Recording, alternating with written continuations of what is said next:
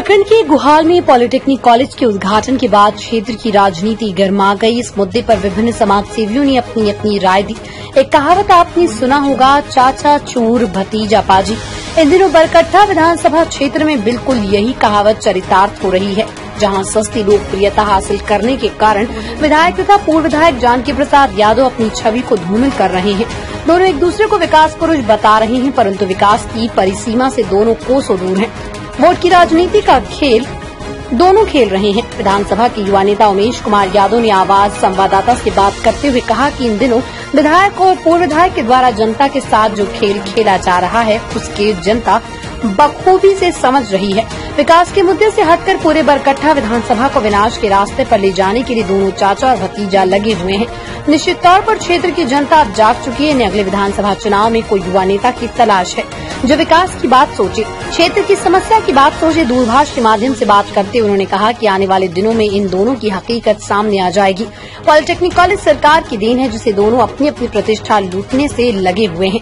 पूर्व विधायक कहते हैं कि मैंने इसे धरातल पर उतारने का काम किया, तो वर्तमान विधायक का कहना है कि ये तो मेरे प्रयास से बनाया गया। दोनों की छवि इतनी खराब हो गई कि एक दूसरे के प्रति अपशब्दों का प्रयोग करते नजर आ रहे हैं।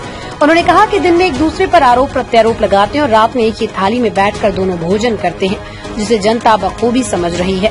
वहीं जन अधिकार मोर्चा के कार्यकर्ता राजकुमार पासवान ने कहा कि विकास के मुद्दों पर विधायक तथा पूर्व विधायक का कोई ध्यान नहीं, अपनी रोटी सेकने का काम दोनों कर रहे हैं। चिकित्सा शिक्षा पर कोई बात नहीं कर रहा, वहीं योजना को धरातल पर उतारने का काम करते हैं, जिसमें पर्सनल फायदा होता है। अभी पूरे बरकट्टा विधानसभा क्षेत्र में समस्याओं का अंबार है। बिजली की समस्या बनी हुई है, परंतु इस मुद्दे पर कोई बात नहीं कर रहा। जबकि रुपाईडीह पंचायत के पूर्व मुखिया प्रतिनिधि भोला यादव ने कहा कि आज रुपाईडीह पंचायत में करोड़ों की लागत से स्वास्थ्य केंद्र बनकर तैयार है, परंतु चिकित्सक के अभाव में बेकार पड़ा हुआ है। मरीजों का इलाज नहीं हो पा रहा है, परंतु इन सभी विकास के मुद्दों पर विधायक तथा पूर्व विधायक का कोई ध्यान नहीं है। जयनगर से पिंटू कुमार पांडे की रिपोर्ट। पहले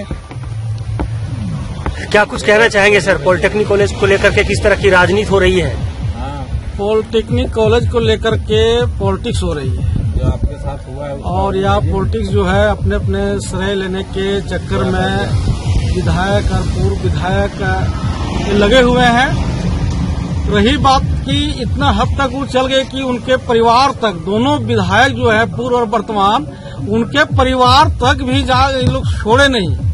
कोई उनके पिता को बोल रहे हैं, कोई उनकी पत्नी को बोल रहे हैं, कोई उनकी पत्नी को बोल रहे हैं। इस तरह का भाई इतना गिर जाना, ये तो हद हो गया। दोनों का चरित्र जो है कि सामने आ गया।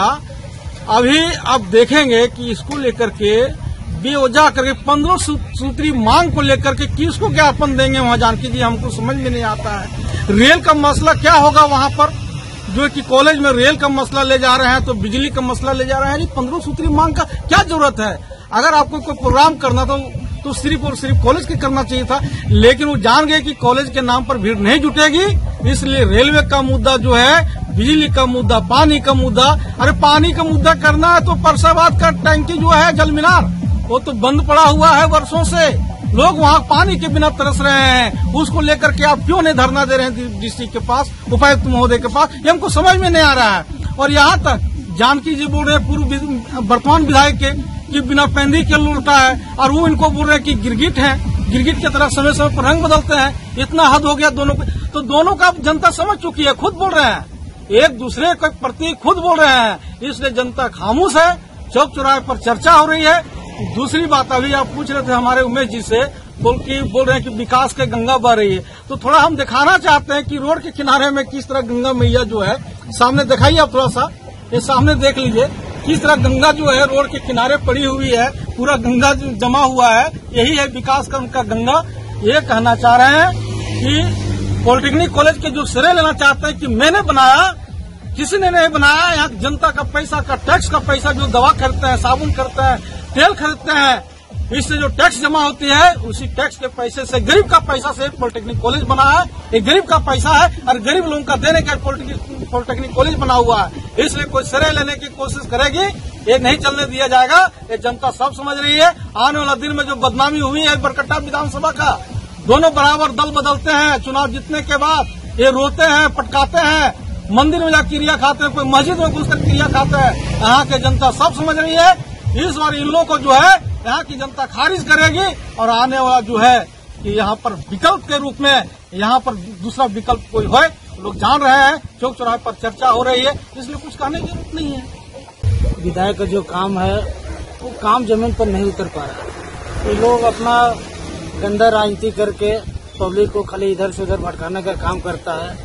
अभी आप लोग देख लीजिए कि रुपाड़ी पंचायत में जो है करोड़ों रुपए का हॉस्पिटल है, लेकिन इस पर कोई विधायक का चर्चा नहीं है। ताकि जन्मन चीज है, ये गरीब मजदूर का जो है जो स्वास्थ्य का सवाल है, इस पर कोई बात नहीं करता।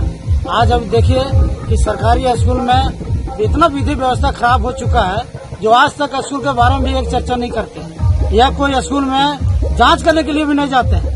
ताकि हमारा जयनगर में लगभग 10 से 15 हाई स्कूल है, इसके प्रति में कोई लोग का ध्यान नहीं है। इसको सिर्फ ध्यान है कि कहाँ 50 लाख का काम हो, कहाँ मेरे आदमी जो है सो 10 लाख कमाए, इसके लिए इसको ज्यादा ध्यान रहता है। इसलिए हम ज्यादा नहीं कहेंगे, इसलिए गंदा राजनीति करना बंद करें और यहाँ जो है जयनगर ब्लॉक बरकट्ठा विधानसभा साफ सुथरा राजनीति करने वाला आवे, उसको हम समर्थन करते हैं। दमदार निर्माण का भरोसा लाल स्टील TMT बार्स, हर निर्माण के लिए उपयोग। लाल स्टील TMT बार्स, रिश्ता मजबूती का।